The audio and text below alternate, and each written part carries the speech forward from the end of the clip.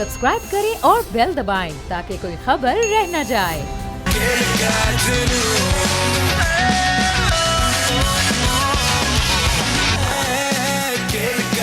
अस्सलामुअलैकुम जनाब, प्रोग्राम खेल का जुनून। मैं हूं आपके साथ फराज अहमद और मेरे साथ हैं मेरी साथी एंकर महाविश निसार। और जनाब वर्ल्ड कप की बात करने में अब मज़ा नहीं आ रहा है यकीनन महविश, क्योंकि पाकिस्तान आउट हो चुका है, लेकिन स्टिल एक इवेंट है जो कि अब इख्तितामी लम्हात की जानिब बढ़ने वाला है। इतवार को इंडिया और ऑस्ट्रेलिया के दरमियान फाइनल खेला जाएगा। इंडिया जो कि अनबीटेबल रही है पूरे इवेंट के दौरान, और नो डाउट उन्होंने अपनी परफॉर्मेंसेस के साथ ये साबित किया है, चाहे वो विराट कोहली हो, चाहे वो श्रेयस अय्यर हो, या फिर बॉलर्स में अगर शामी की बात की जाए तो बिल्कुल ये मुनासिब नहीं होगा कि उनकी बात ना की जाए, उनका जिक्र ना किया जाए, क्योंकि उन्होंने एक अपने आप को एक डरावना ख्वाब साबित किया है अपने हरीफों के लिए। बैक टू बैक मैचेस के अंदर कामयाब तरीन बॉलिंग का उन्होंने मुजाहिरा किया।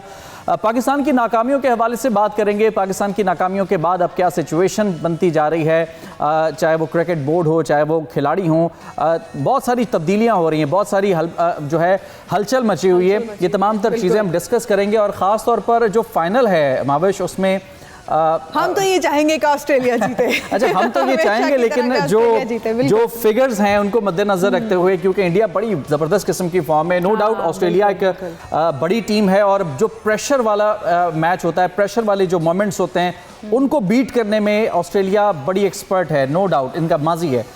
लेकिन उसके बावजूद भारत भी यकीनन कम नहीं है किसी से, और पूरे इवेंट के अंदर अगर आप अनबीटेबल रहते हैं तो वो जो कॉन्फिडेंस होता है, वो जो मोराल होता है, उसकी बात ही कुछ और होती है। और उसकी जो मोमेंटम है आपके मतलब कहा जाए ना कि जो मैचेस हैं वो आपकी झोली में गिरते जा रहे हैं, एक के बाद एक गिरते जा रहे हैं, तो किस्मत की भी बात होती है, परफॉर्मेंसेस की भी बात होती है, और कुछ चीज़ों को अपनी मर्जी के मुताबिक ढालने की भी बात होती है। इस पॉइंट पे बात करना आप ना भूलें। ठीक है, बहुत अच्छी बात है, इंडियन टीम में मेहनत की, उन्होंने परफॉर्मेंसेस दी हैं, लेकिन जिस तरह से मुतनाज़ रहा है फराज वर्ल्ड कप इंडिया में ऑर्गेनाइज, तो क्या हुआ, इतने तनाज़ात उसके साथ जुड़ गए, उसकी ओपनिंग सेरेमनी से लेके आज आखिरी मैच तक जो संडे को होने जा रहा है। कहीं उन पे इल्ज़ाम आता है कि उन्होंने फैसले अपनी मर्जी के मुताबिक लिए, कहीं उन्होंने पिच बदल ली आईसीसी से पूछे बगैर, और कहीं अब ये जो टॉस का सिक्का उछालने का मामला है, जी ये भी नया मुद्दा जो है, जो कि आजकल डिस्कस हो रहा है। खैर जनाब, वर्ल्ड कप के अंदर अगर हम पाकिस्तान की बात करें तो एक नाकाम तरीन मुहिम इसे कहा जाए तो गलत नहीं होगा,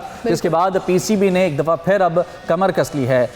वाजिबात की अदायगी की गई है, जिससे प्लेयर्स के साथ जो रिलेशंस हैं उनको बेहतर करने के लिए एक बड़ी अच्छी ये पेशकदमी की गई है। वहाब रियाज को फिर चीफ सेलेक्टर की जिम्मेदारियां बाकायदा देकर बेहतरीन खिलाड़ियों के इंतखाब का टास्क उन्हें दे दिया गया, और साथ ही साथ आगे जो पाकिस्तान के लिए बड़ा इंपॉर्टेंट दौरा है, दौरा ऑस्ट्रेलिया, इसके लिए फिर कौमी टेस्ट स्क्वाड जो है 24 नवंबर से कदाफी स्टेडियम में अपनी ट्रेनिंग का आगाज़ भी कर देगा। जो तब्दीलियां हो रही हैं, जो कुछ होने वाला है, इस पर एक रिपोर्ट आपको दिखाते हैं, फिर डिस्कशन करते हैं।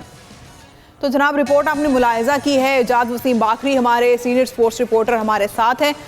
एजाज, क्या समझते हैं आप? बिल आखिर मैं तो ये कहूँगी कि ठीक है, इंडिया की महारत बहुत, इंडिया की ग्रिप बहुत अपने खेल पर, अपनी एक्सपर्टीज़ पर, लेकिन बिल आखिर जो नज़र भी आ रहा था, एक्सपेक्टेड था, जब वर्ल्ड कप का ऐलान हुआ था कि वर्ल्ड कप इस बार इंडिया में होगा, तो तभी से आप सेकंड करेंगे इस बात को कि तभी से सबके जहन में एक बात आ गई थी कि इंडिया फाइनल में तो ज़रूर पहुंचेगा।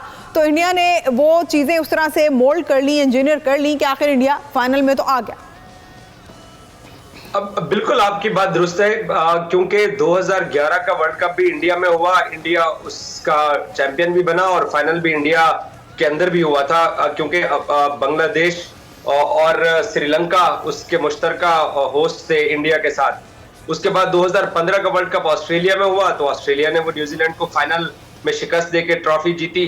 फिर 2019 का वर्ल्ड कप इंग्लैंड में हुआ, और इंग्लैंड वहां पर चैंपियन बना, और आपके सामने मैच टाई होने के बाद ज्यादा बाउंड्रीज के मार्जिन पर इंग्लैंड को फातेह करार दिया गया।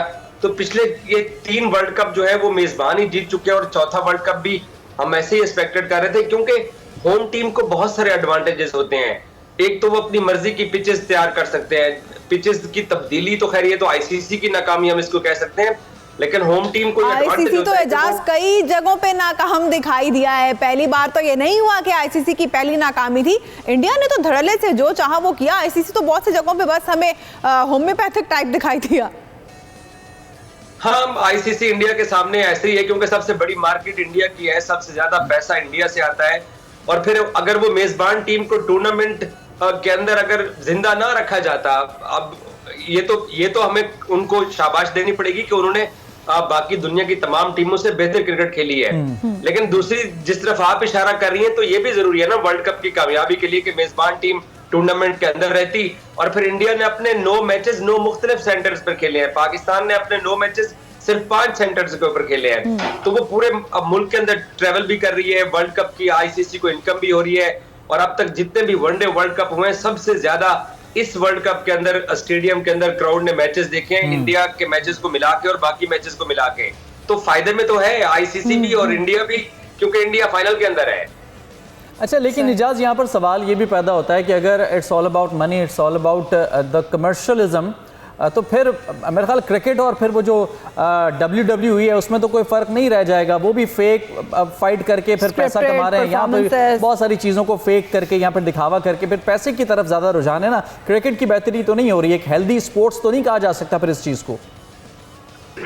सलमान सॉरी, ये डिफरेंस ऑफ ओपिनियन है बहुत सारे लोगों के कि इंडिया जो है वो वर्ल्ड कप के अंदर बहुत सारे, बाज लोगों को लगता है कि टॉस के अंदर फेवर ली जा रही है, बाज लोगों को लगता है कि कंडीशन और पिचेस के हिसाब से फेवर इंडिया को दी जा रही है। कुछ जो DRS के जो रिव्यू सिस्टम है वहां पर बाज़ाहिर लगता है कि इंडिया को फेवर दी जा रही है। लेकिन मेरा इसमें थोड़ा सा इख्तिलाफ है। मेरी असेसमेंट ये, क्योंकि मैं 30 दिन तक इंडिया में वर्ल्ड कप कवर करके आया और मैंने पाकिस्तानी टीम की भी हालत देखी, मैंने बाकी टीमों की भी हालत देखी और मैंने इंडियंस को भी खेलते हुए देखा है।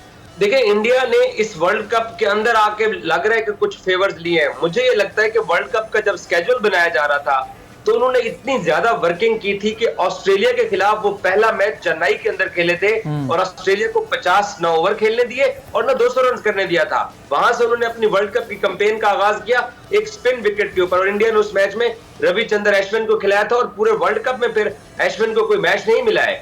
उसके बाद उन्होंने अपना दूसरा मैच अफगानिस्तान के साथ कदरे बैटिंग ट्रैक के ऊपर किया था। चेन्नई में अफगानिस्तान 4 स्पिनर्स के साथ अगर इंडिया वहां अपना मैच करवा देता तो इंडिया को ट्रबल होती। इंडिया ने ऑस्ट्रेलिया के साथ वहां चेन्नई में खेला। फिर इन्होंने अपनी हिकमत अमली के साथ दिल्ली के अंदर अरुण जेटली स्टेडियम के अंदर एक ऐसा विकेट जहां पर 400 रन बन सकते थे, वहां अफगानिस्तान के साथ खेले। पाकिस्तान के खिलाफ इन्होंने अपना तीसरा मैच अहमदाबाद में, जहां 1,32,000 इंडियंस थे और सिर्फ 4 पाकिस्तानी फैंस थे जो कि यूरोपियन कंट्री से उनका ताल्लुक था, वो शर्ट पहन के आए हुए थे। तो उन्होंने पूरी हिकमत अमली के साथ जो उन्होंने प्लान किया था वो उसी के मुताबिक उनको एडवांटेजेस मिले हैं और उसी बुनियाद के ऊपर वो आज फाइनल में मौजूद अच्छा, आपने बोला जहां पे तकरीबन 1.25 लाख के करीब इंडियन क्राउड था, इंडियन तमाशाई थे, उनके सपोर्टर्स थे, इंडियन टीम के वहां पर मौजूद थे। आपको लगता है कि खेल पे प्रैक्टिकली ये चीज़ असरअंदाज हो सकती है? साइकोलॉजिकली तो हो सकती है इजाज़, बिल्कुल हो सकती है, लेकिन प्रैक्टिकली खेल पे भी इतनी असरअंदाज हो सकती है कि पाकिस्तान की ओवरऑल परफॉर्मेंस जो है वो बिल्कुल हमारे सामने इंतहाई डिसअपॉइंटिंग रही। मैच ऐसा होता है, उसकी वजह यह है कि पाकिस्तान हैदराबाद दक्कन के अंदर जब 2 मैचेस खेला नीदरलैंड और श्रीलंका के खिलाफ, तो दोनों मैचेस पाकिस्तान जीता। वहां पर 50,000 कैपेसिटी का वो स्टेडियम है और तकरीबन 30,000 लोग हर पाकिस्तान के मैच के ऊपर मौजूद थे, पाकिस्तान को सपोर्ट करते रहे। पाकिस्तान ने उस सपोर्ट की बुनियाद के ऊपर आपको प्लेयर्स को हौसला भी मिलता है ना। और दूसरी तरफ जो अहमदाबाद में इंडिया पाकिस्तान के जो प्रेशर वाली गेम होती है, वो पाकिस्तानी प्लेयर्स एक तो लगे ही अंडर प्रेशर, उनकी वो बॉडी लैंग्वेज ही नहीं थी कि वो इंडिया के सामने कोई फाइटिंग मैच खेलने के लिए आए हुए हैं। और दूसरा 1,25,000 क्राउड का प्रेशर भी था, उससे प्लेयर्स और दब गए और टीम हमारी गिरी किस वक्त, जब मोहम्मद रिजवान बोल्ड हुए हैं। हालांकि बाबर और रिजवान दरमियान में मैच को थोड़ा सा स्टेबल बना चुके थे, लग रहा था कि पाकिस्तान 300 रन स्कोर कर सकता है। उस वक्त जब बाबर और रिजवान की पार्टनरशिप चल रही थी तो हमें बिल्कुल यकीन नहीं था कि हम 200 रन भी नहीं करेंगे और 190 पे टीम आउट होगी। लेकिन वो रिजवान बोल्ड हुआ, वो क्राउड ने जो शोर और उसके बाद जो मोमेंटम स्टेडियम के अंदर हमने देखा इंडियन टीम को मिला, उससे पाकिस्तान के टेल एंडर जो थे वो गिर गए। अर्ली विकेट्स हमारे पहले ही गिरे हुए थे। तो वो इंडिया ने जो प्लान किया था, एडवांटेजेस, मुझे लगता है उनको वो वर्ल्ड कप के स्केड्यूल की तैयारी के अंदर जो चीजें उन्होंने सोची थी, उन्होंने उसी के हिसाब से अपनी टीम को वो फाइनल में लेकर आए और अनबीटन टीम आई है। लेकिन आपको ये याद रहे कि इंडियंस जो है ये आईसीसी वर्ल्ड टेस्ट चैंपियनशिप का, जो कि इस ओडीआई वर्ल्ड कप के बाद दूसरा बड़ा प्रेस्टिजियस इवेंट है, उसके दोनों फाइनल्स हार चुका है। इंग्लैंड में हुए, एक ऑस्ट्रेलिया से हारे और एक न्यूजीलैंड से हारे हैं। तो नॉकआउट के अंदर इंडिया प्रॉब्लम्स का शिकार होती है और हमने देखा है, और एक अरसे से ये टीम इसी नॉकआउट के अंदर परेशान हो जाती है खेलते हुए। अब देखते हैं कि वो कैसे ऑस्ट्रेलिया के सामने आते हैं, क्योंकि जो ऑस्ट्रेलिया और साउथ अफ्रीका का कल जो कोलकाता ईडन गार्डन्स के अंदर सेमीफाइनल हुआ, उसमें पूरी इंडियन जो क्रिकेट कम्युनिटी थी या जो फैंस थे वो साउथ अफ्रीका को सपोर्ट कर रहे थे। उनको ऑस्ट्रेलिया से अभी से डर लग रहा शुरू हो गया है। और ये बात जो है ना वो डिस्कस भी होती है सोशल मीडिया के ऊपर कि इंडियंस ने घबराना शुरू कर दिया ऑस्ट्रेलिया से। सही। अच्छा एजाज, जैसे कि हम बात कर रहे थे जो भारत की हिकमत अमली है, ऑफ द फील्ड जो भी उनकी प्लानिंग हो, जो भी चीज़ें हों, लेकिन फील्ड के ऊपर आने के बाद तो जो परफॉर्मेंस है वही आपको जितवा सकती है। और भारत ने परफॉर्मेंस तो खैर दिखाई है, सारी पॉलिटिक्स एक तरफ, लेकिन जो खिलाड़ियों की परफॉर्मेंस है, चाहे हम विराट कोहली की बात करें, श्रेयस अय्यर की बात करें, शामी की बात करें, तो कुछ ऐसे प्रोमिनेंट नाम हैं जो कि तकरीबन हर मैच में परफॉर्म करके बाहर आए हैं, इसी वजह से अनबीटेबल है। अब फाइनल के अंदर फिर वही, जैसे कि आपने बताया कि भारत को डर ज़रूर है ऑस्ट्रेलिया का, लेकिन यकीनन तमाम मैचेस का फाते होने के बाद एक कॉन्फिडेंस, एक मोमेंटम उनका बना हुआ है। लेकिन ऑस्ट्रेलियावी टीम भी बड़ा एक प्रेशर वाला जो मोमेंट है, प्रेशर वाले जो मैचेस हैं, उसको डील करना बड़े अच्छे तरीके से जानती है। तो क्या एक्सपेक्टेशन रखें? बड़ा जानदार और तगड़ा किस्म का ये मुकाबला होने वाला है। फिलहाल किसी को फेवरेट तो नहीं कहा जा सकता मेरे ख्याल में। देखिए, होम ग्राउंड और होम कंडीशन और अब तक का जो ट्रैक रिकॉर्ड है इस वर्ल्ड कप में इंडियन बैटिंग का और बॉलिंग का, रोहित शर्मा क्या कर रहे हैं पिछले 4 मैचेस के अंदर, वो टॉस जीतते हैं, पहले बैटिंग करते हैं, 300 350 स्कोर करते हैं और उनकी बॉलिंग लाइन आप आके दूसरी टीम को खेलने नहीं देती है। ये पिछले 5 मैचेस में इंडिया सेम ऐसे जीता है जो हमने अब तक देखा है। पाकिस्तान ने तो पहले बैटिंग की और हम कोलैप्स कर गए तो इंडिया ने टारगेट चेज कर लिया। लेकिन ये जो वर्ल्ड कप के जो आखिरी 2 हफ्ते आप देखें, इंडिया तमाम मैचेस के अंदर पहले बैटिंग करता चला आ रहा है, 350 स्कोर करते हैं और दूसरी टीम को जल्दी आउट कर देते हैं। अब ऑस्ट्रेलिया जो है वो दूसरी ऐसी टीम है जो इस वर्ल्ड कप के फाइनल में वाकई डिजर्व करती थी। वो पहले वो 2 मैचेस अपने हारे, उसके बाद उन्होंने वो मोमेंटम पकड़ा, शानदार कमबैक किया। बिल्कुल, जब Pakistan cricket team match India से हारी थी अहमदाबाद में, अपना पहला मैच 2 जीतने के बाद, तो तमाम लोग ये बात कर रहे थे कि ऑस्ट्रेलिया के रन रेट को पाकिस्तान को नजर रखनी चाहिए, ऑस्ट्रेलिया नीचे रह जाएगा, पाकिस्तान को ऊपर आना चाहिए ऑस्ट्रेलिया से।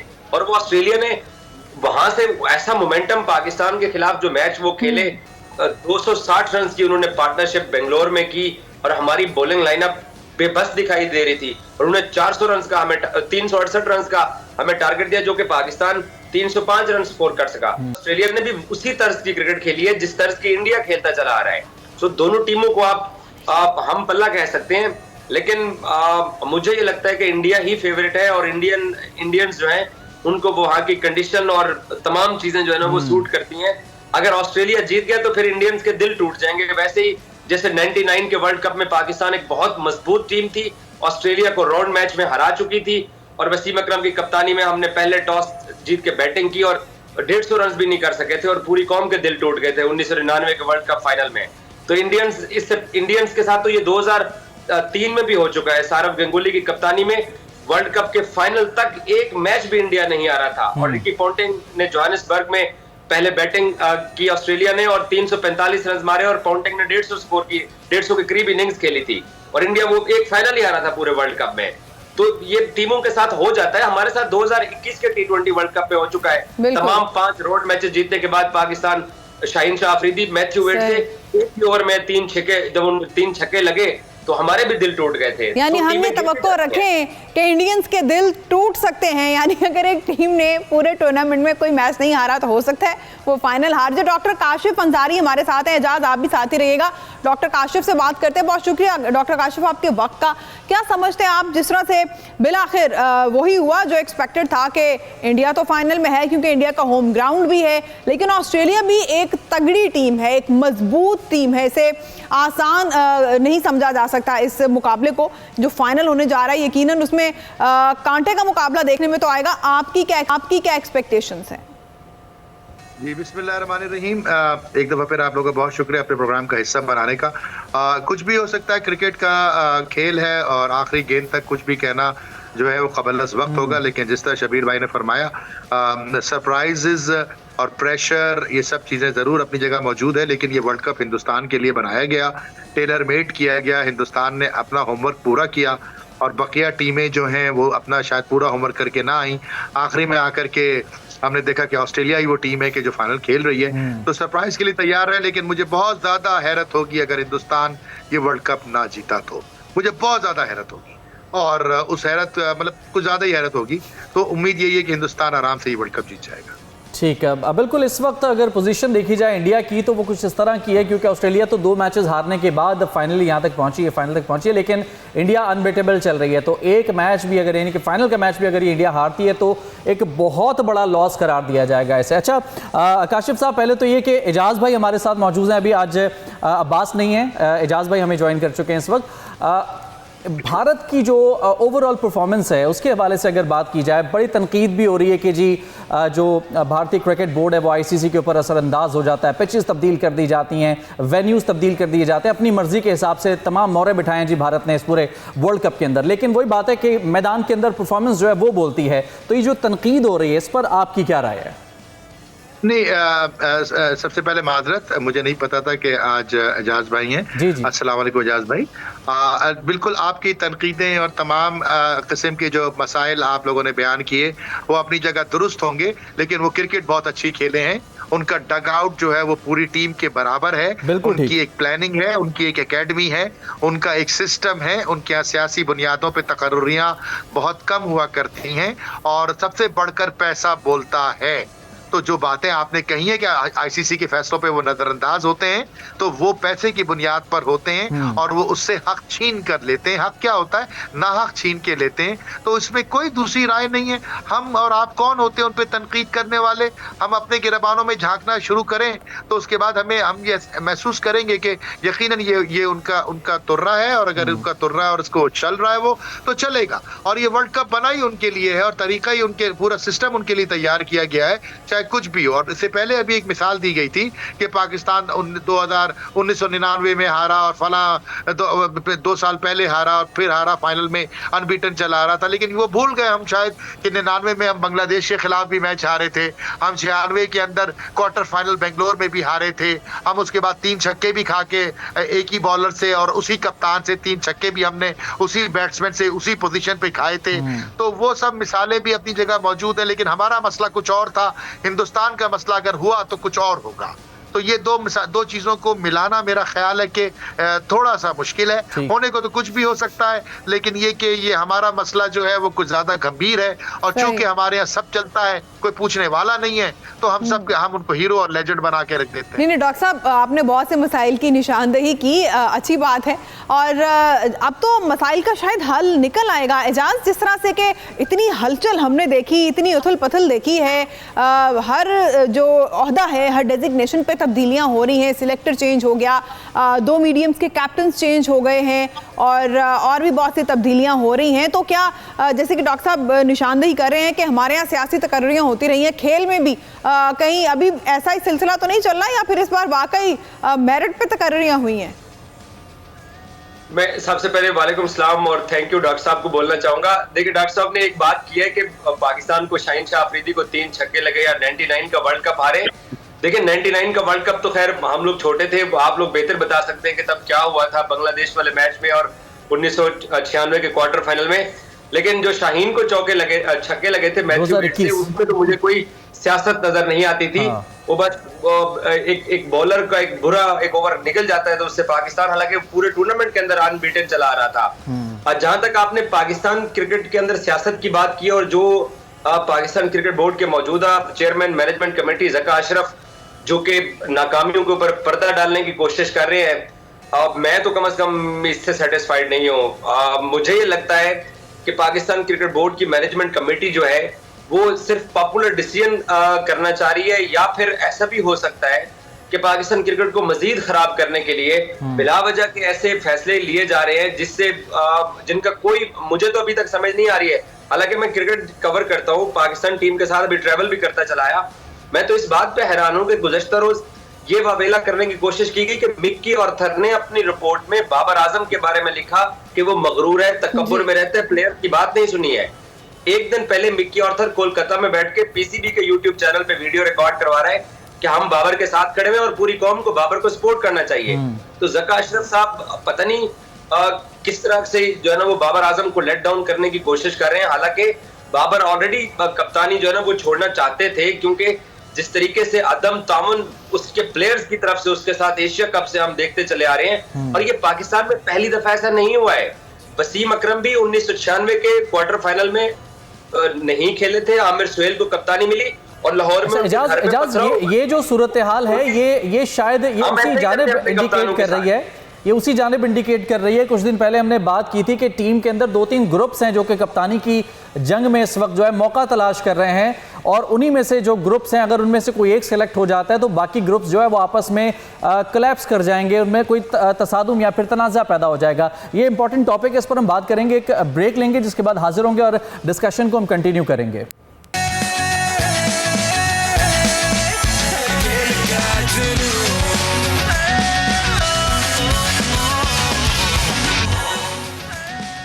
ब्रेक के बाद खुशामदीद। और ब्रेक पर जाने से पहले हमारे साथ मौजूद थे एजाज बाकरी और डॉक्टर काशिफ। एजाज से बात हो रही थी और वहीं से बात को शुरू करते हैं। फराज, एजाज आप बता रहे थे कि जिस तरह से कि मिकी आर्थर ने स्टेटमेंट दिया है कि बाबर आजम का रवैया अच्छा नहीं था, वो एरोगेंट थे, जबकि रियलिटी ये है कि प्लेयर्स उनके साथ तामुन नहीं कर रहे थे। और फराज, जैसे कि आपने भी बताया कि 2-3 लॉबीज बनी हुई हैं पाकिस्तान क्रिकेट टीम में जो कप्तानी की दौड़ में लगे हुए थे, इसलिए खेल पर भी इतनी तवज्जो नहीं दी जा सकी, परफॉर्मेंस पर भी नहीं दी जा सकी और कैप्टन से भी तामुन नहीं किया जा रहा था। तो एजाज, इस हवाले से आप माजी के कुछ हवाले दे रहे थे। देखिए, जो फराज बात कर रहे हैं कि टीम के अंदर ग्रुप बंदी से ज्यादा मुझे ये लगता है कि टीम से बाहर जो कुछ लोग बैठे हुए थे जो डोरियां हिला रहे थे, और ये एशिया कप और उससे पहले पाकिस्तान ने अफगानिस्तान के खिलाफ यकम रमजान अल मुबारक को एक T20 सीरीज खेली थी शारजा के अंदर। ये तब से कोशिश की जा रही थी कि शाहीन अफरीदी को पाकिस्तान का T20 का कप्तान बनाया जाए और बाबर से कप्तानी ली जाए। और उस वक्त नजम सेठी ने बकायदा प्रेस कॉन्फ्रेंस आगे की थी कि बाबर से कप्तानी नहीं ली जा रही है। जो मैंने ऑब्जर्व किया वो ये है कि अगर आपके बॉलर 80 रन खा रहे हैं, 90 रन खा रहे हैं, आपके साथ वो तामुन नहीं कर रहे हैं, आपको वो मैच नहीं जितवा के दे रहे हैं, तो कप्तान हो या बल्लेबाज हो या कोई भी हो, वो कुछ भी नहीं कर सकता है। एशिया कप से लेकर इस वर्ल्ड कप में हम तो ऐसा लग रहा था कि बगैर बॉलिंग के खेल रहे हैं, ना हमारे स्पिनर्स चल रहे थे ना हमारे फास्ट बॉलर्स चल रहे थे।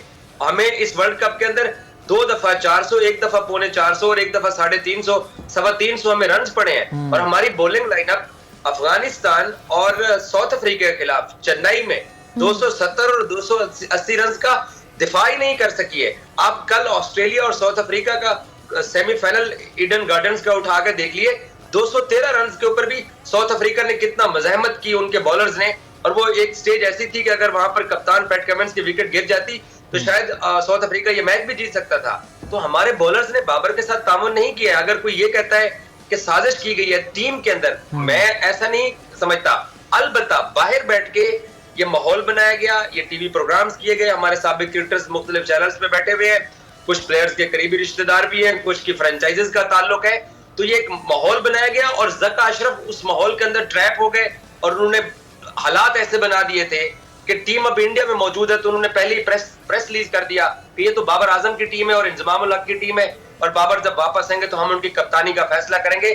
तो बाबर ने इंग्लैंड के साथ जो कोलकाता में मैच खेलना था उसी दिन ही डिसाइड कर लिया। उन्होंने रमीज राजा से मशवरा किया, अपने वालिद को फोन करके उन्होंने मशवरा किया और उसने डिसाइड कर लिया कि वो पाकिस्तान टीम की कप्तानी नहीं करेंगे। तो ये पाकिस्तान क्रिकेट बोर्ड की मैनेजमेंट कमेटी, मैं कितने दिन से ये कह रहा हूँ कि हमारे यहाँ क्रिकेट बोर्ड क्योंकि पोलिटिसाइज है, हर 3 महीने बाद नया चेयरमैन आ जाता है और जो कमेटी बनती है उसके अंदर ऐसे लोग होते हैं जिनके अपने इंटरेस्ट होते हैं। अभी हम कल भी मैं और सलमान फराज बात कर रहे थे हम कि अगर 8-9 फरवरी को पाकिस्तान में जनरल इलेक्शन है तो एक ऐसा हुकूमती इत्तेहाद आ जाता है जो नजम सेठी को लाइक करता है, तो फिर ज़का अशरफ कहाँ जाएंगे? मिकी आर्थर जिनको आज आपने एकेडमी में डाल दिया है टीम डायरेक्टर से हटा के, वो तो वापस रिस्टोर हो जाएंगे। और फिर हफीज और वहाब रियाज का आप क्या करेंगे? क्या वो वापस फिर से PSL खेलना स्टार्ट कर देंगे? तो हमारे ये बड़ा इंपॉर्टेंट पॉइंट है एजाज, बड़ा इंपॉर्टेंट पॉइंट आपने रेज किया है। नहीं है पाकिस्तान क्रिकेट जी काशिफ साहब, आप इस पर क्या समझते हैं? क्योंकि पॉलिटिकल जो सिचुएशन है, पॉलिटिकल जो पार्टीज हैं या फिर गवर्नमेंट है वो डिसाइड करती है, हमारा जो पाकिस्तान स्पोर्ट्स बोर्ड है उसके बड़ों को, PCB के बड़ों को डिसाइड करती है, फिर PCB के बड़े जो है जाहिर सी बात है वो फिर डिसाइड करते हैं। प्लेयर्स के हवाले से अगर बात की जाए, सिलेक्शन कमेटी के हवाले से बात की जाए, कप्तानी के हवाले से बात की जाए, तो इनडायरेक्टली ये किसी ना किसी तरीके से तमाम लड़ियाँ आपस में कनेक्टेड हैं। एंड में आके जो ग्राउंड पर रिजल्ट है वो इससे मुतासर होता है फिर। बिल्कुल बिल्कुल बिल्कुल बिल्कुल सही फरमाया। एजाज साहब ने बहुत बिल्कुल दुरुस्त बात की, मुझे दोबारा उसको रिपीट करने की जरूरत नहीं है। आपके यहाँ कठपुतली का तमाशा है, आपके यहाँ एक सर्कस लगा हुआ है और एक दौड़ लगी हुई है एक दूसरे को नीचे दिखाने के लिए, अपना बंदा। इसमें 75 साल से आपने मुल्क का सत्यानाश कर दिया है। बात खत्म हो गई। बाबर कप्तान ना था, ना है, ना रहेगा। लेकिन ना तो बाबर में इतनी हिम्मत थी कि वो जिस दिन कप्तानी मिली थी वो मना कर देता कि मैं कप्तानी वाला मटेरियल हूं ही नहीं, और ना इस इंतजामिया के अंदर इतनी सकत थी या इतनी सोच थी, इतना उनके अंदर अकल थी कि वो कहते इस लड़के में कप्तानी की सलाहियत नहीं है। मसला ये है कि लॉबिंग हमारे यहाँ हमेशा से मसला रहा है और यही कुछ आइंदा भी होता रहेगा। और बहुत अफसोस के साथ ये बात मैं कर रहा हूँ कि ये इस मुल्क का सबसे बड़ा अलमिया है कि मेरा बंदा कब तक चलेगा। किस बुनियाद के ऊपर वहाब रियाज इस वक्त आपके मैनेजमेंट का हिस्सा बने? सिटिंग मिनिस्टर आपका बोर्ड का मेंबर बन गया। बाकी दुनिया की किसी तारीख में ये हुआ है? सिर्फ इसलिए कि वो नून लीग का आदमी है। नाम लेके कह रहा हूं मैं। हफीज क्यों बना है? मानता हूं हफीज का किरदार जो है वो बेदाग है, लेकिन हफीज की फिड्यूशरीज, हफीज की हमदर्दियां किस तंजीम के साथ है, किस सियासी तंजीम के साथ है? जवाब दीजिए, दिल पे हाथ रख के जवाब दीजिए मुझे। बिल्कुल, ये सवाल यही है काशिफ साहब के एक हुकूमत आती है, वो अपनी मर्जी का चेयरमैन लेके आती है, फिर चेयरमैन अपनी मर्जी के बंदे जो है वो हायर करता है, उसी हिसाब से फिर जाहिर सिलेक्शन होती है। अच्छा, सिलेक्शन की अगर बात कर रहे हैं हम, तो T20 कप्तान शाहीन आफरीदी को सिलेक्ट किया गया है। रिजवान के साथ कंपैरिजन किया जा रहा है कि रिजवान या शाहीन इनमें से कौन जो है राइट पर्सन था इस सीट के लिए। गो के अब तो नाम सामने आ चुका है, इस पर आपकी क्या राय है? देखिए, बात सुनिए, ना रिजवान ना शाहीन। जब टीम के अंदर जब एक नाअहल इंतजामिया जिस वक्त के टीम वर्ल्ड कप खेल रही हो, प्रेस कॉन्फ्रेंसें करके अपने पाकिस्तानियों को लॉलीपॉप दे रही हो और उल्टी सीधे स्टेटमेंट्स पास कर रही हो, तो उस टीम को पूरी की पूरी नलिफाई कर देना चाहिए। इसमें से कोई कप्तान नहीं आना चाहिए था। अगर कोई पढ़ा लिखा पीसीबी का सदर, पीसीबी की इंतजामिया मुल्क से प्यार करती होती तो उसको ये सब पता होता कि कौन क्या कर रहा है बंद दरवाजों और खुले दरवाजों के सामने। तो नतीजा ये होता कि एक तीसरा बंदा, मिसाल के तौर पे अब्दुल्ला शफीक, मिसाल के तौर पे सरफराज और कोई भी तीसरा नाम जिसका कोई ताल्लुक ना हो उस वर्ल्ड कप की टीम से, कि जो लॉबिंग कर रही थी और जो बाबर की कप्तानी में 400 रन खा रही थी। ये मैं मानने को तैयार ही नहीं हूं कि इन लड़कों ने ईमानदारी से क्रिकेट खेली है। मैं ये मानने को तैयार ही नहीं हूं कि इंजमामुल हक और बाबर ने ईमानदारी से टीम बनाई है। क्यों नहीं कहते ये बात? क्यों हमने मुंह पे अपने कफल लगा के रखे हुए हैं कि इन लोगों ने खयानत की है? फॉल्स प्ले की यहाँ पर अगर बात की जाए तो फॉल्स प्ले की खदशात हैं, यानी कि हुआ ऐसा? खदशात नहीं है सर, खदशात नहीं है, फैक्ट्स है, फैक्ट्स है। अफगानिस्तान के गेम में क्या हुआ था? बाबर की कप्तानी के, बाबर की भी चीजों के ऊपर सवाल उठ रहे हैं। जाके देखिए मीडिया के अंदर के डॉक्टर साहब, सवाल तो सभी के ऊपर उठ रहे हैं। कप्तान के हवाले से उनकी अपनी जगह पर, फिर टीम पर बहसियत टीम अपनी जगह पर। जैसे कि आपने कहा एजाज, आप तो वहां मौजूद थे, आपने सब विटनेस किया है। जो इस वक्त निकात डॉक्टर साहब उठा रहे हैं कि बाबर ने अपनी जगह पर और लड़कों ने अपनी जगह पर खेल में उस तरह से कंट्रीब्यूट नहीं किया, वो इंजमामुल हक की भी बात करें, ऑन द ग्राउंड जब आप you were like watching them they were playing, तो आपको ऐसा कुछ फील हुआ कि हाँ यार ये जान लड़ा के नहीं खेल रहे या ये पूरे जज्बे से नहीं खेल रहे, हर बंदे की नीयत में कुछ ना कुछ कहीं ना कहीं है, जैसे कि कैप्टनसी की दौड़ या फिर अपनी पसंद का कैप्टन देखना, चल जाती है एक चीज, आपको पता होता है प्लेयर की क्या परफॉर्मेंस है, उसकी कितनी लिमिट है, अपना कोई एम के मुझे इसने यहाँ नहीं इस पोजीशन पर होना चाहिए। तो आपने क्या विटनेस किया वहां पर? देखिए, नीयत के ऊपर शक करना या ये कहना कि प्लेयर्स ने दानिस्ता तौर पर ये किया है, एक होती है एफर्ट करना, एक होती है कि अपनी पूरी सलाहियत जो होती है उसको झोंक देना। हमने देखा बहुत सारे ऐसे क्रिकेटर हैं जो पूरी एफर्ट के साथ, शोएब अख्तर गेंद करते थे तो पूरी जान लगाते थे। यही शाहीन शाह आफरीदी T20 मैचेस के अंदर, इसी एशिया कप और वर्ल्ड कप से पहले ओवर के अंदर विकेट लेने वाले दुनिया के पहले बॉलर थे जो दूसरे ओवर में या पहले ओवर में आउट करते थे, तो वो एफर्ट दिखाई नहीं दी है। बाकी पंजाबी में कहते हैं कि असी इन्ने जो गई सा कि हमने सेमीफाइनल ही नहीं खेलना था, क्योंकि हम लोग T20 बॉलर्स के साथ गए थे। आरएस रऊफ कोटे के 10 ओवर करवाने के लिए 85 रन देते रहे, शादाब T20 तर्ज की बॉलिंग करते रहे, उसामा T20 तर्ज की बॉलिंग करते रहे। जिस तरह से एजाज डॉक्टर साहब कह रहे हैं, उन्होंने कैप्टनसी पे भी सवाल उठाया है, और आप वो कह रहे हैं कि जो टीम वर्ल्ड कप खेली है, इस टीम में से किसी भी शख्स को कोई ओहदा नहीं मिलना चाहिए था, भले कप्तान या नायब कप्तान या जो भी। और शान मसूद को जिस तरह से कि टेस्ट क्रिकेट के लिए कैप्टन बनाया गया, आपको नहीं लगता he is too young to perform this responsibility? उनका अभी क्या उनकी एक्सपर्टीज है कि आपने टेस्ट क्रिकेट को या तो फिर बहुत इजी ले लिया है, बहुत फॉर ग्रांटेड ले लिया है? आपको नहीं लगता, या एग्री करते हैं आप इस बात से कि he is too young for this? नहीं, मेरा इस पे थोड़ा सा सख्त स्टांस है। जो पाकिस्तान क्रिकेट बोर्ड की मैनेजमेंट कमेटी ज़का अशरफ ने जो फैसले किए हैं, वो क्योंकि आपको मालूम है और हम हिडन अल्फाज के अंदर ये बात कर भी चुके हैं कि पीछे कुछ क्रिकेटर्स बैठ के, साबिक क्रिकेटर्स जो कि पाकिस्तान क्रिकेट बोर्ड के अब दफ्तर में उनका आना जाना, मुलाकातों का सिलसिला भी जारी है, ये लोग एक कैंपेन चला रहे थे। और जो मैनेजमेंट कमेटी के सरबराह ज़का अशरफ हैं, मैं तो हैरान हुआ कि यार उनको तो पहले भी पाकिस्तान क्रिकेट बोर्ड चलाने का एक्सपीरियंस था, लेकिन वो इस बार क्या कर रहे हैं, अगर आपने उनके खिलाफ कोई बात कर दी है तो वो उनके पास स्क्रीनशॉट आ जाता है, वो नाराज हो जाते हैं। उनकी अगर कोई तारीफ नहीं करता तो वो इस बात पे नाराज हो जाते हैं, उन पे कोई तनकीद करता है तो इस बात पे नाराज हो जाते हैं।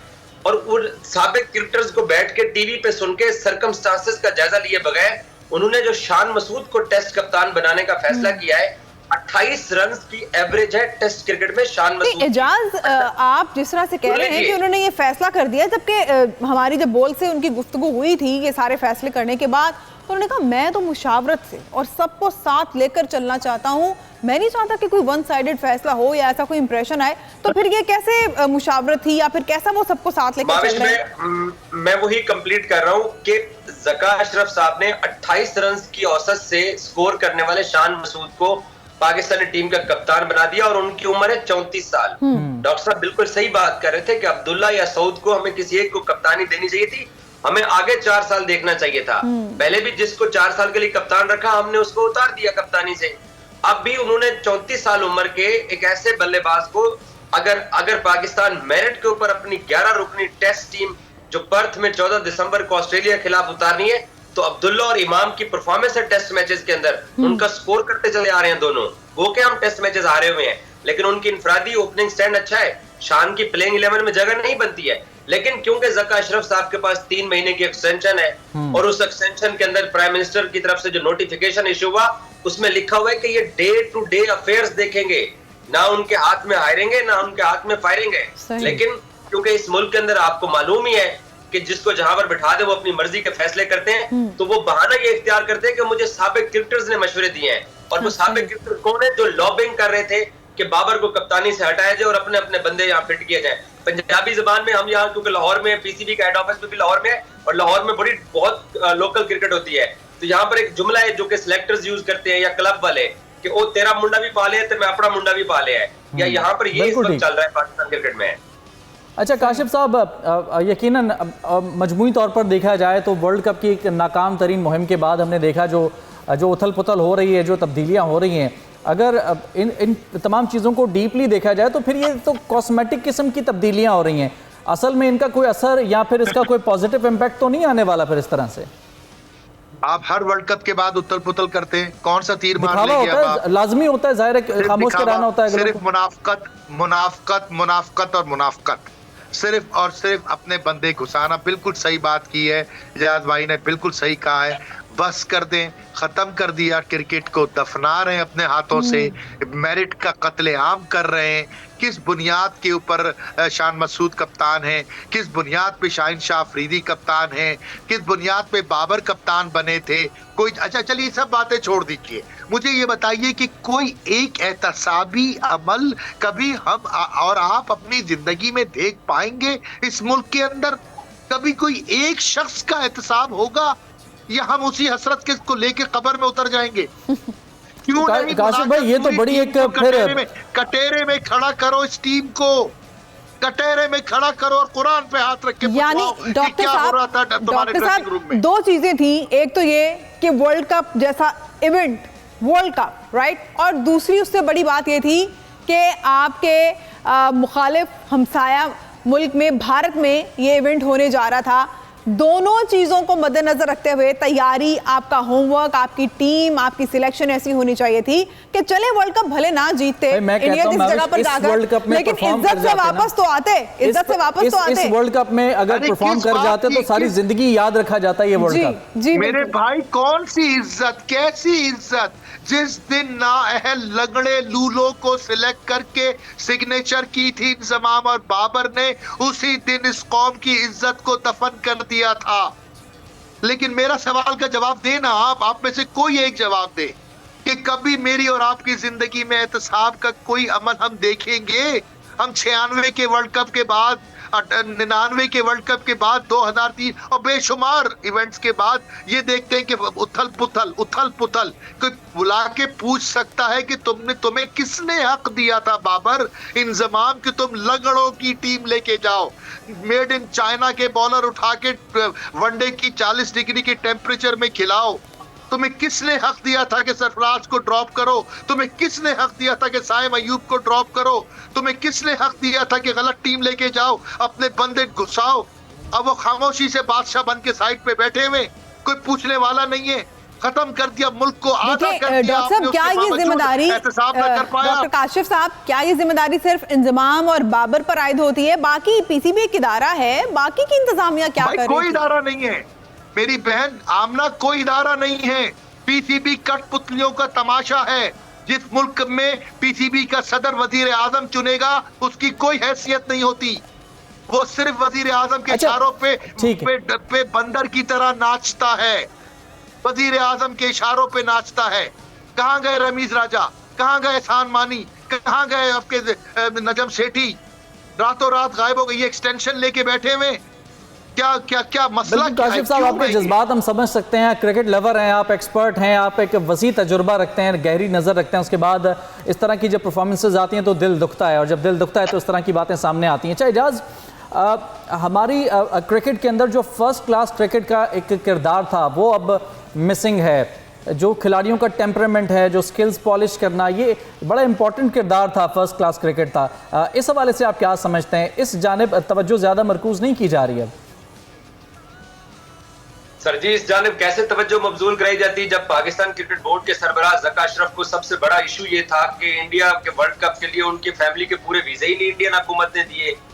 और आपको मालूम है, इंडिया पाकिस्तान का जब अहमदाबाद में मैच हुआ तो उनका बेटा अपनी वाइफ के साथ वहां पर गो के अपने खर्चे पे गए हुए थे, लेकिन पाकिस्तान टीम होटल में जो सिक्योरिटी प्रोटोकॉल पाकिस्तानी प्लेयर्स का था, वही ज़का अशरफ साहब, उनकी वाइफ, उनका बेटा और अशरफ साहब भी यही था। और इस वक्त भी वो गो के आईसीसी मीटिंग्स के अंदर गए हुए हैं। लेकिन पाकिस्तान की डोमेस्टिक क्रिकेट पे उनकी तवज्जो ही नहीं है कि हमने अपनी डोमेस्टिक क्रिकेट को ठीक करना है। हमने तो कभी अपना 70 साल हो गए हैं। मैं ये 2016 के T20 वर्ल्ड कप के बाद, ये 2023 में 7 बरसों बाद इंडिया गया, मैंने उनके स्टेडियम्स देखे हैं। आप बिलीव कीजिए, आपको निदामत होती है कि हम भी एक वर्ल्ड चैंपियन नेशन है। हमारे यहाँ भी क्रिकेट को इस वक्त सबसे सुप्रीम गेम के तौर पे ले जाता है। हमारे यहाँ ना फिल्में बनती हैं, हमारे यहाँ ना कोई तफरीह है पाकिस्तान में। यही एक तो हमारे पास स्पोर्ट्स है जो कि इस नौजवानों को और पाकिस्तानियों को जोड़े हुए है। ये जो खेल है, मैंने वहां के स्टेडियम देखे, मैं खुद हैरान हुआ और शर्म आई कि हमारे चेयरमैन सिर्फ दौड़ की और फैमिली के वीजे ना आने की फिक्र है। बाकी डोमेस्टिक क्रिकेट, कैद आजम ट्रॉफी, प्लेयर्स के इंसेंटिव, प्लेयर्स को पैसे देना, प्लेयर्स पे खर्च करना, वो किसी को कोई नहीं है। और आजकल पता है पाकिस्तान क्रिकेट बोर्ड के दफ्तर के अंदर क्या चल रहा है? ये जो दिखावे की ये जो चीजें कर ली हैं कि वहाब को ले आओ, हफीज को ले आओ, बाबर फारिग हो गया, नए कप्तान बना दो। इस वक्त सबसे ज्यादा डिबेट क्या चल रही है, मैं आपको खबर दे दूं, वो ये चल रही है कि कौमी इंतखाबात की आड़ में पीएसएल का कुछ हिस्सा दुबई लेके जाया जाए। वहां जरा दुबई की 15 दिन 20 दिन की लग्जरी एंजॉय की। सुभान अल्लाह, सुभान अल्लाह, सुभान अल्लाह। वो कोशिश की जा रही है, अंधा बांटे रेवड़ियां अपने अपनों को। और जो फ्रेंचाइजेज हैं पाकिस्तान, जो सुपर लीग की जो टीमें हैं, जो फ्रेंचाइज ऑनर हैं, उनके बेचारों के पैसे लगे होते हैं। वो क्योंकि उनको टिकटों की मद में पैसे आने होते हैं और उनको पता है दुबई में तो खाली स्टेडियम में मैचेस होंगे। यहाँ पर तो अगर इलेक्शन की वजह से वो कोशिश कर रहे हैं फ्रेंचाइज ऑनर्स कि यहीं पे ही PSLO इलेक्शन से आगे पीछे कर लेते हैं, लेकिन क्रिकेट बोर्ड के जो अफसरान चाहते हैं नहीं 15 दिन तो कम से कम दुबई में जाना चाहिए इवेंट, ताकि 15 दिन लग्जरी में गुजर जाएंगे। ये चल रहा है, यानी इस इवेंट को एक फेस्टिवल के तौर पर छुट्टियां मनाने का एक बहाना बनाया जा रहा है। ये फेस्टिवल और एक कार्निवल हो जाएगा ना, कार्निवल हो जाएगा कि आप वहां पर चले। जब आप मेरिट के ऊपर क्रिकेट बोर्ड का सरबराह मुंतखब नहीं करेंगे, जब किसी का एहतसाब नहीं होगा, तो ऐसे ही होगा। पूरी दुनिया के अंदर सवाए श्रीलंका और बांग्लादेश और पाकिस्तान 3 मुल्कों को छोड़ के, और उन तीनों की परफॉर्मेंस का हाल भी आप देख लो, इन 3 मुल्कों को छोड़ के बाकी हर जगह के ऊपर एसोसिएशन से लोग मुंतखब होते हुए आगे जाके क्रिकेट बोर्ड चलाते हैं। और हमारे यहाँ डायरेक्ट प्राइम मिनिस्टर साहब 1 या 2 बंदे रखते हैं और वो आगे से फिर जिसको मर्जी वो रख लें और जितनी मर्जी तनख्वाह पे रख लें। ज़का अशरफ साहब से कोई ये तो सवाल करे कि अगर आपको इतना ही दुख दर्द है कि मिक क्योर्थर हमारे इतने पैसे लेके जा रहे हैं, तो आप उनको टर्मिनेट क्यों नहीं कर रहे हैं? आप उनका पोर्टफोलियो चेंज करके उनको इसके अलावा एक और पॉइंट है मेरे पास जो मेरे जहन में आपकी बातों से आया। काशिफ साहब, आपसे मैं सवाल करना चाहूँगा, प्रायोरिटीज़ की अगर बात की जाए, ठीक है बोर्ड खिलाड़ी ये सारे एक तरफ, लेकिन जो फैसिलिटीज़ हैं जो शायकीन क्रिकेट को प्रोवाइड की जानी चाहिए वो भी बड़ी इंपॉर्टेंट होती हैं। जैसे कि इजाज़ ने कहा कि उन्होंने जब इंडिया के स्टेडियम्स देखे हैं तो वो हैरान हो गए, बड़ी अच्छी उनको फैसिलिटीज़ वहाँ पर दी गई थी।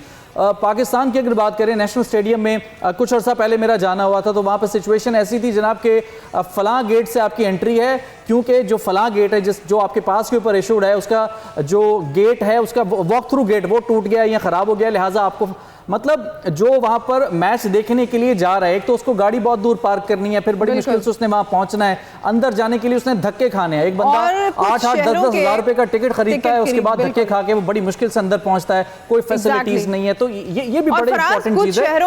ये बिल्कुल शो करता है। स्टेडियम तो ऐसे हैं जो कि बिल्कुल तबाह हो चुके हैं, उनका कोई परेशानी हाल नहीं है, फोकस नहीं है ना फिर इस गेम की तरफ, गेम को फैसिलिटेट करने के लिए। क्रिकेट ही नहीं है तो फैसिलिटीज का क्या सवाल है? ये तो बड़ी दूर की बात है। बिल्कुल। जब पैसा बचेगा याशियों से, जब पैसा बचेगा PSL बाहर कराने से, पैसा बचेगा बिजनेस क्लास से, पैसा बचेगा फैमिली को घुमाने से, तब पाकिस्तान का ख्याल आएगा ना। तो ये ज़का अशरफ साहब को आसमान से तो नहीं उतरे ना। नजर सेठी भी यही करते थे, एहसान मानी भी यही करते थे, भट्ट साहब भी यही करते थे, क्योंकि एहतसाब नहीं है। मैं बात रिपीट कर रहा हूं, आपके प्रोग्राम का वक्त खत्म हो रहा है।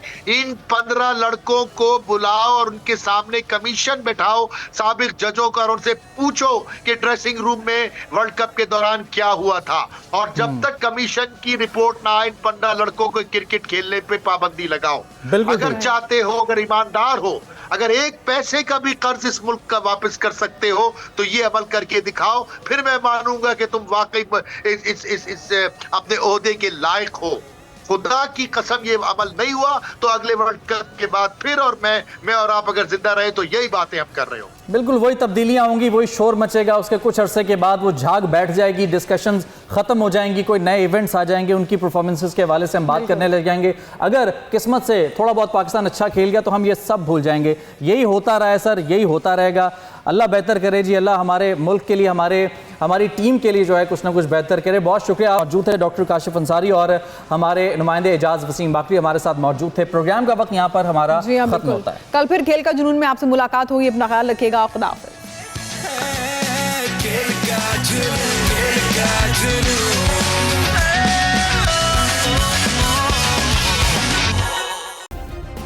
सब्सक्राइब करें और बेल दबाएं ताकि कोई खबर रह न जाए।